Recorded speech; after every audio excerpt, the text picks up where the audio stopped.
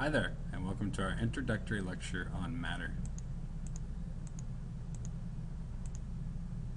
So our key ideas: how can matter be classified? Why are carbon and copper classified as elements? How are elements related to compounds? What is the difference between a pure substance and a mixture? So what is matter, and how can matter be classified? So where every sample of matter is either an element, a compound, or a mixture. So we're going to go through this slide and we're going to talk about these three items, or these three categories, starting with matter. Matter is anything that has mass and takes up space. I think the trickiest example of matter is gas, because it has a mass and it takes up space, but sometimes it's hard to visualize gases or air as being a matter. The next thing we have is elements. So why are carbon and copper classified as elements? So each element is made of one kind of atom, and we can define element as a substance that cannot be separated or broken down into simpler substances by chemical means. So it's the simplest form of that substance that we can have. An atom then is the smallest unit of an element that maintains the properties of the element. So we've got a pie chart here that shows the elements in the human body, and we can see that the majority of our body is made up of oxygen, followed by carbon and hydrogen. And in actuality, this oxygen and hydrogen are probably bonded, so that these two in part can be combined to form water. So I'm not saying water here, so the majority of our body is water, so we're going to have to bond oxygen and hydrogen together to get that. We represent elements by their symbols. Atoms that make up a molecule act as a unit, and a molecule is a group of atoms that are held together by chemical forces. A molecule is the smallest unit of matter that can exist by itself and retain all of substances' chemical properties. So with a molecule, if we consider oxygen,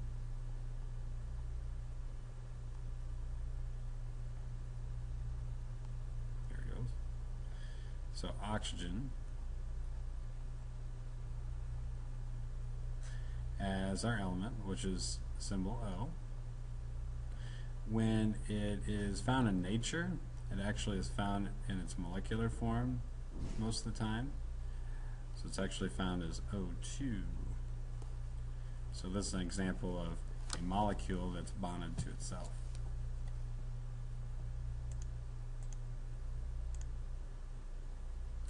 So when we look at the periodic table, which is going to be a tool that we'll want to utilize throughout the year, there's some common things that we can see here.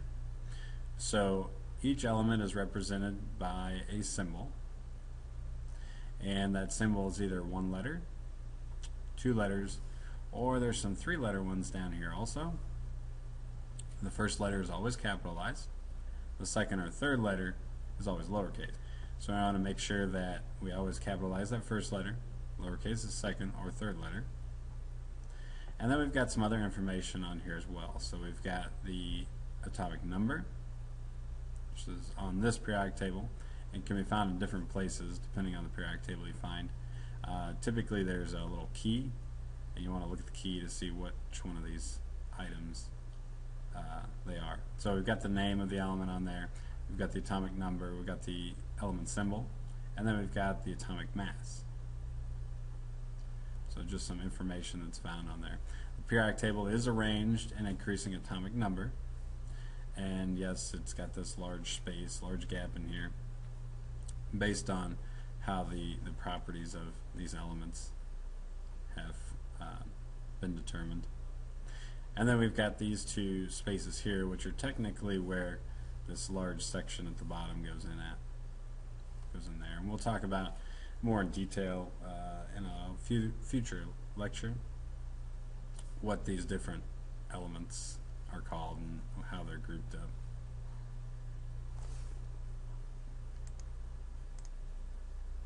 Alright, so how are elements related to compounds? So each molecule of compound contains two or more elements that are chemically combined. Elements combine chemically to form a compound. So again, the definition for compound: a substance made of atoms of two or more different elements joined by chemical bonds. So if we were to think of table salt, which is NaCl, we show the element symbols, and these two items are chemically combined to form a compound. So sodium chloride has a completely different property than sodium and chlorine do by themselves. Sodium chloride, we know, is table salt. It's solid. And then sodium is kind of a shiny silver metal when it's by itself, highly reactive with water. And then chlorine is kind of a yellowish gas, which is highly poisonous, highly toxic. So when we chemically combine those two, you can see that the properties are significantly different. It's safe to consume in moderate quantities, and we use it to flavor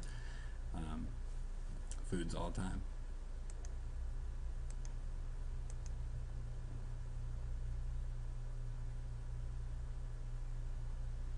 Alright, so on this slide we've got some visual representations of the molecule that makes up aspirin, or the compound that makes up aspirin. In order for aspirin to be the way it is, it has to have this formula, C9H8O4.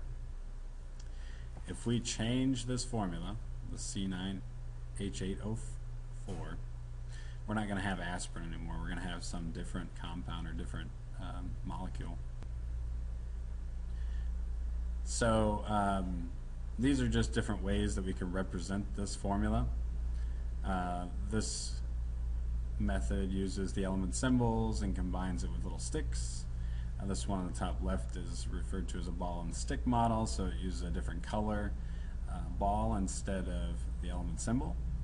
And then the upper one, upper right, is a space filling model, and this shows that the oxygens and carbons take up a lot more space than hydrogen does. Compounds have unique properties, and I mentioned this previously, that they've got unique properties from the elements that make those up. We use chemical formulas to represent compounds. So at the bottom here I've got the chemical formula for indigo. So we use C16H10N2O2. So we've got the element symbol, and then the subscript, so the 16, 10, 2, this is how many atoms we have of the element that's shown before. So 16 carbon, 10 hydrogen, 2 nitrogens, 2 oxygens. So if we look at a simpler formula, say we look at water, which is H2O. So this says we have 2 hydrogens, and we've got an O written here, but we don't have any subscripts.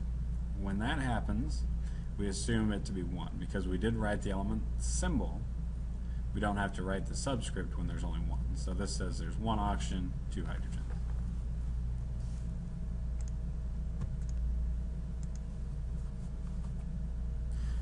Again, we're looking at a space filling model for water.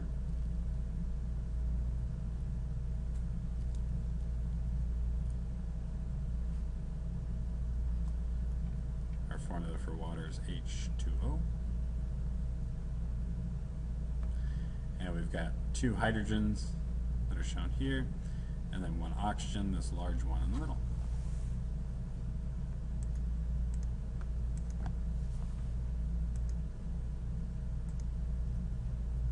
Alright, the next thing we're looking at are pure substances and mixtures. So what's the difference between a pure substance and a mixture? So elements and compounds can be categorized as pure substances, and mixtures are not a pure substance. But we can have compounds that are a part of a mixture to where they aren't categorized as a pure substance anymore.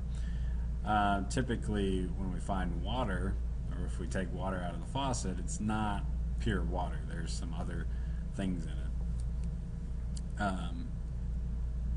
So that one tends to be a little trickier, but we can always categorize elements as a pure substance, and for our purposes here, we'll probably specify if we need to categorize a substance as a compound as pure substance. So pure substance is just a sample of matter, either a single element or single compound that has definite chemical and physical properties. And then a mixture is a combination of two or more substances that are not chemically combined. So, for example, if we had water and we put salt in it, we now have salt water, but the salt is not chemically bonded to the water. It's attracted to it, but it's not bonded to it. So we get a mixture. The salt still has its own properties, but we could evaporate off the water and have the salt. We can get the salt back. And evaporation is one of those physical means, and we'll talk about that in a later lecture, how to separate those substances. We tend to categorize mixtures by how thoroughly the substances are mixed. A term here we have heterogeneous mixture, so substances aren't mixed uniformly and they're not evenly distributed. So if we put sand in water, sand sinks to the bottom. If we put oil in water, the two separate out. So we get heterogeneous mixtures because they don't evenly mix. Homogeneous mixture is when these substances are evenly distributed and mixtures are the same throughout. So if we talk about adding sugar to our coffee or put salt in water, then we're getting a homogeneous mixture. So it's even, the salt or the sugar evenly mixed throughout that liquid. Miscible is another term, a substance that can be mixed, so salt into water. Immiscible is a substance that cannot be mixed, so oil and water would be an example of an immiscible. And we can also talk about gases are able to mix with liquids as well. If you get a Coke, a soda, Coca-Cola, and you pop it open, it's going to fizz and bubble. What that is carbon dioxide that's actually mixed in that liquid. So here on this slide we've got some examples. This girl's sweater is a heterogeneous mixture. It's mixed with cotton fiber and polyester fiber. At first glance it may look like a homogeneous mixture, but then if we take a closer look, we do see the individual fibers there are kind of separated. We've got a homogeneous mixture here. This is vinegar, acetic acid, and water. So we can see that the vinegar molecule, the acetic acid or vinegar molecules are spread throughout the water. So we call that homogeneous. We also have a sample of water here. We'll say it's purified water, so it's just water. So it's pure substance just made of water. I've got an example of salad, which is heterogeneous as well. And the salad's a little bit easier to see as a heterogeneous mixture than her sweater. And just kind of get a visual of miscible and immiscible. Here we could have, say, water and oil. Toluene is a different chemical, but we'll just say this is oil for our purposes. It's immiscible, so they don't actively mix together. Whereas if we have water and ethanol, they do mix. So they're able to mix that way. Thanks for listening.